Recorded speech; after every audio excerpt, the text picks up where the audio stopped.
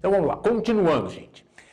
No século XVII, o século XVII ficou marcado pela existência do chamado Brasil neerlandês, e que, em grande parte, essas guerras que ocorreram na região aqui de Pernambuco foram, em grande parte, motivadas pelo açúcar, pela disputa por engenhos de açúcar e por essa riqueza que o açúcar constituía, esse ouro branco, como ele era chamado.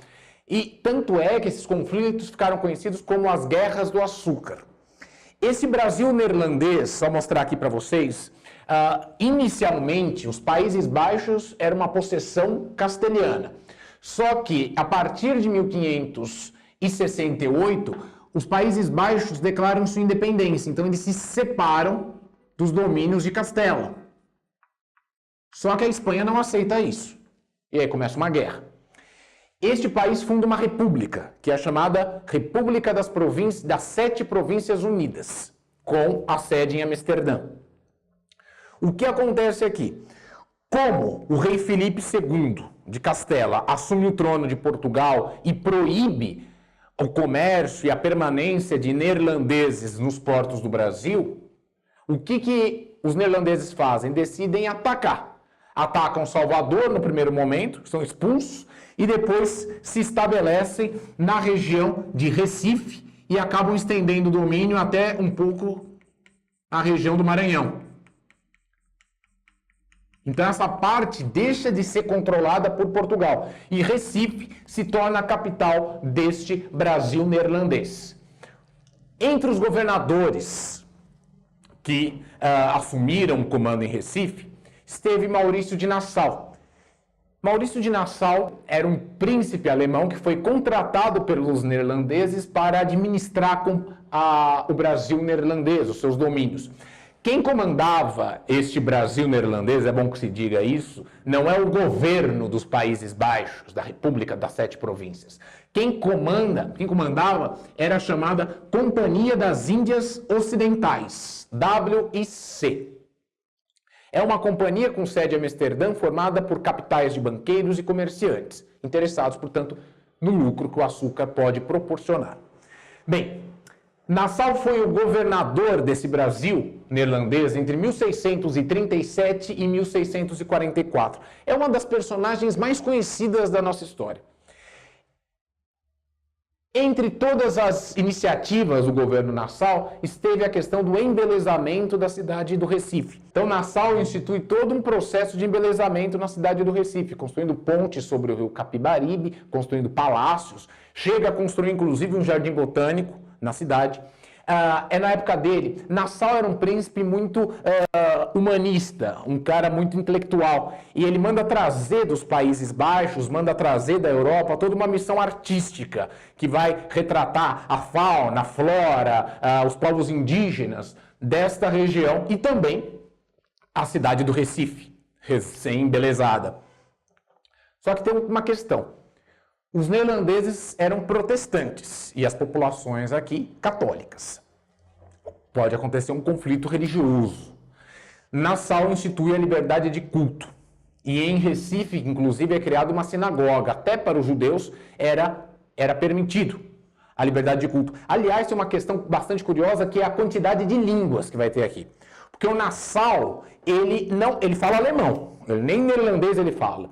E ele fala latim também. Só que você vai ter a vinda para cá de muitos judeus sefarditas. O que é um judeu sefardita? Judeu sefardita é aquele que tem origem na Península Ibérica. Eram famílias que tinham sido expulsas da Espanha e de Portugal e se refugiaram nos Países Baixos. Na época, Amsterdã era uma cidade bastante tolerante. E muitos desses, com seus capitais, com seus recursos, auxiliaram na administração desse Brasil neerlandês. Então, por isso a sinagoga. Você tem uma presença muito grande de judeus sefarditas, que falavam um pouco de português, que falavam um pouco de espanhol. E o Nassau. Só que a população local, ela demora um tanto para aceitar os neerlandeses. Primeiro porque eles são protestantes, a língua é diferente da língua portuguesa, que era falada em Recife. Então, aos olhos da população local, os neerlandeses não conseguem criar grandes raízes Tá? Mesmo por um período de 24 anos, o domínio neerlandês não consegue convencer boa parte dessa população local, desses domínios que eles acabam conquistando. A questão é, Nassau é um funcionário da Companhia das Índias Ocidentais. Esta Companhia das Índias Ocidentais está interessada em dinheiro e lucro. E o Nassau está gastando demais. Começa a haver problemas entre o Nassau e a Companhia das Índias Ocidentais. Como esses problemas não são resolvidos devido ao excesso de gastos do Nassau e a companhia começa a ter problemas financeiros, Nassau é demitido por ordem da companhia, em 1644. E o novo governo imposto pela companhia vai alterar alguns pontos que o Nassau antes tinha defendido. Por exemplo, a liberdade de culto é revisada.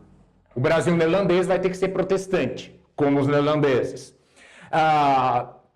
Nassau também tem uma coisa bastante curiosa, é que o Nassau forneceu empréstimos aos senhores de engenho para que eles reconstruíssem suas propriedades, que tinham sido em parte destruídas com a guerra de ocupação.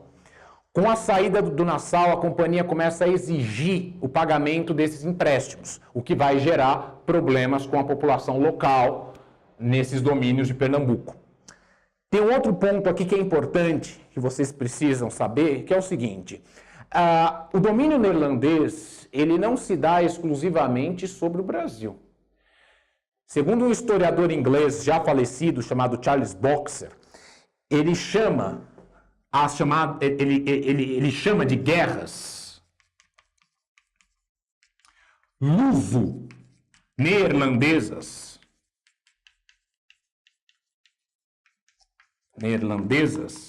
um conflito que vai de 1598 até 1669, onde o Brasil holandês esteve inserido.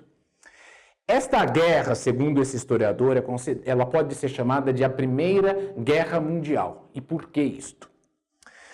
Porque, na verdade, os neerlandeses não atacam apenas o Nordeste brasileiro. Eles vão para cima das outras colônias portuguesas também. São Jorge da Mina é atacada e ocupada. Angola, Luanda, também é ocupada. O que você tem em Luanda? Os escravos que abastecem as plantações de açúcar.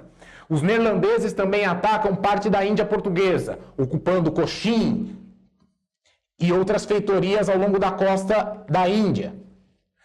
Atacam Malaca, que era o caminho que se dava até a China.